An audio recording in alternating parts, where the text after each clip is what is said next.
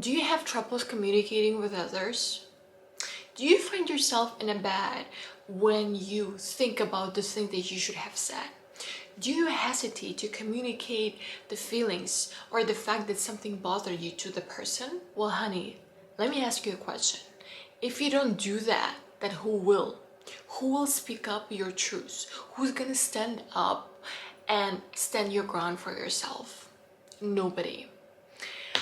In this video, I'm gonna teach you how to get over that comfort zone and become pro at communicating your thoughts, your feelings to others. Hello everybody, my name is Mukas and welcome back to my YouTube channel. So as you can see, it's the middle of the night. I'm in my pajamas. I have no makeup on and I still decided to record this video because I think I was called to help people who have been through the same thing as I am, and that is communicating myself to others. A moment of vulnerability. I think it has all started from my childhood when I started connecting the dots from my past to my present. A moment of vulnerability here. I was raised by a single mother, but my father had inactive but at the same time very influential figure in my life. So basically, my father would not allow me to speak up. So if I told something back to whatever he was saying, that was counted as disrespect. So being a woman, I was supposed to always listen and nod along to whatever he was saying. And me, if I'm gonna, raise my head up and say something bad to him, he wouldn't allow it. And a woman is supposed to be a very, what is the word for it? A woman is supposed to be obedient, especially to her father. Even though he was not active in my life, I would be really scared of him. I think I still am. I have to work on it. I couldn't communicate whatever I was going through to him. So, I was kind of always not myself whenever I was with him because I needed to nod along. Anyways, how it affected and how it's affecting my adult life. I have problems communicating with others, so I cannot say my truths, and whenever it comes to doing that, I feel like I have a weight on my shoulders. But I've solved this problem, and I'm gonna tell you how exactly you can go and do that yourself too. So step number 1, don't serve the ego, serve your soul. What do I mean by that? Your ego wants you to have the pride. He doesn't want you to go and communicate to other people. Your ego doesn't want you to get out of your comfort zone when you feel comforted, not telling, not speaking up, not standing up for yourself. Your ego doesn't want you to develop. Whether your soul, why you have these thoughts in your head, overthinking all the time, like I should have said that, I need to communicate, I need to solve this issue by talking to the person, because your soul wants to speak. Your soul wants to evolve. And it's telling you that it's a trigger. How I have realized it. So recently, I've had an issue communicating to my sister. Long story short, she started going out a lot and I'm going through a difficult time right now, and I felt like I needed more of her presence in my life. Not because I cannot go through it myself, but because I think with her help, I would go through it rather faster, and her energy, I just catch up on good energies right away. While I was thinking about it, it would be in my head 24/7. And whenever I saw her, I kind of put a distance between me and her for no reason. Because she's not a mind reader. She cannot tell what I'm going through or whatever is going on in my head. So, while what I've tracked is my ego was like, oh, she should have known what you're going through. Oh, you have to have pride because you're right in this situation. And it took me over a week to go and speak to her. Can you imagine? Like I would eat myself up for over a week and give my energy to these thoughts instead of, just going and telling her that. So keep the track of voices in your head and divide them between what serves your ego and what serves your soul. Step number 2, rip the band-aid off quickly. So the method here is, whenever you feel like something is bothering you, or whenever you feel like you need to say something, say it out really fast. Why? Because it's gonna save you so much time. It's gonna prep you for harder situations when you have to speak up for yourself, when you have to say what's in your mind, when you have to say your truth. Because you gotta know how to use your words, because it's a very powerful tool. It can either break you or it can either heal you.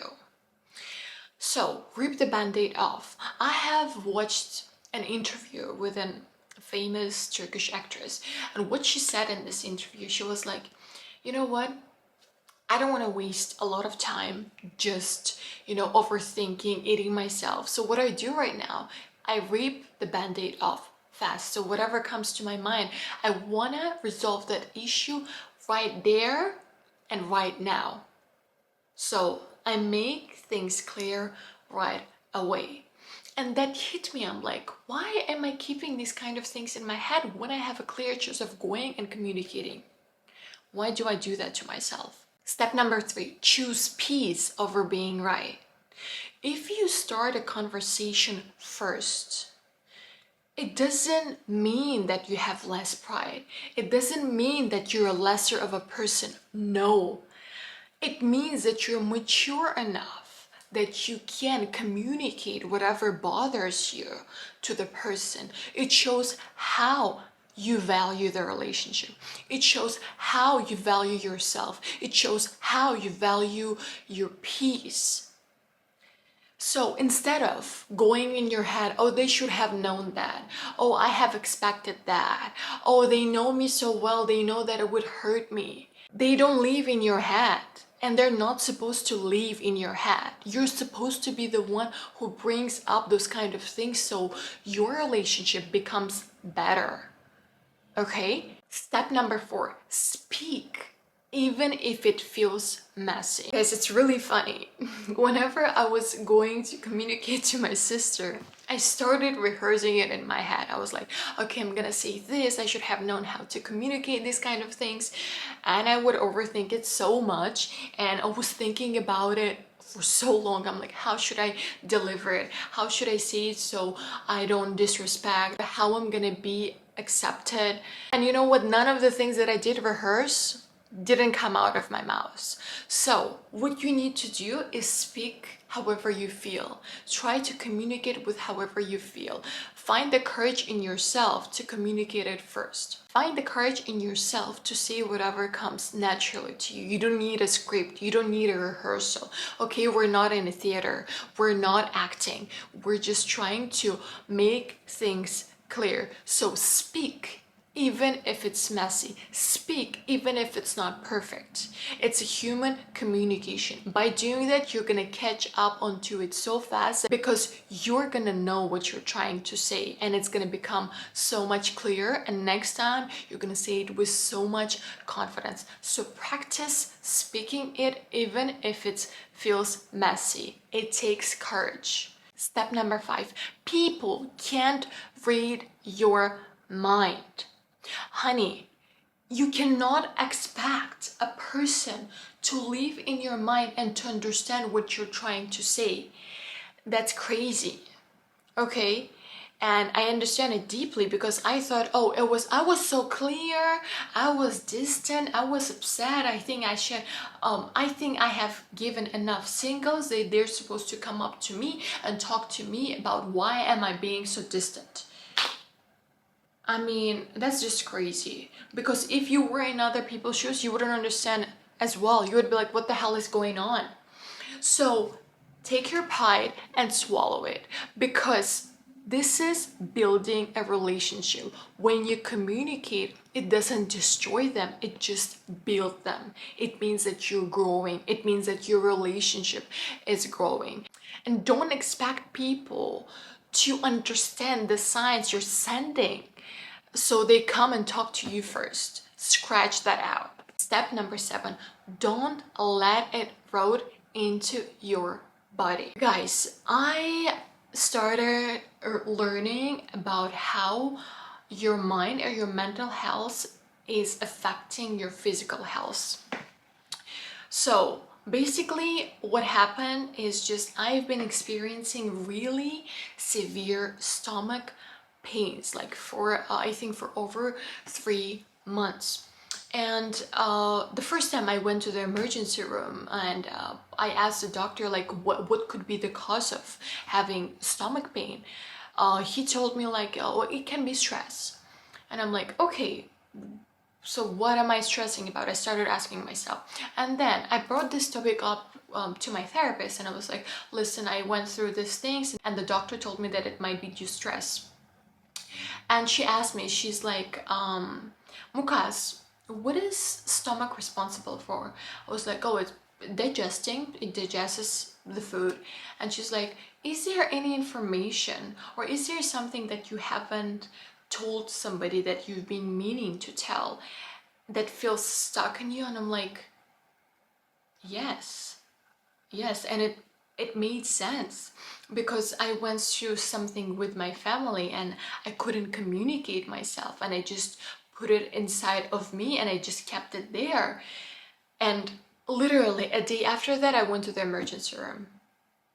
Can you imagine? I want you to take those signs that your body is giving to you and analyze it, because believe me, your mental health affects your physical health. And if your body is giving you signals, please pay attention to them. Step number 8, it's not about conflict, it's about connection. Guys, I want you to understand here that having fights or having arguments, it's an essential part of relationship. This is how you grow. This is how the relationship grows. Let it be in a friendship, let it be in a work environment, let it be in a romance.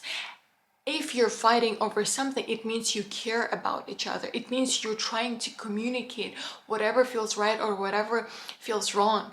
And if you just hide by trying to be perfect, and if you think that it's gonna ruin your relationship, you're wrong.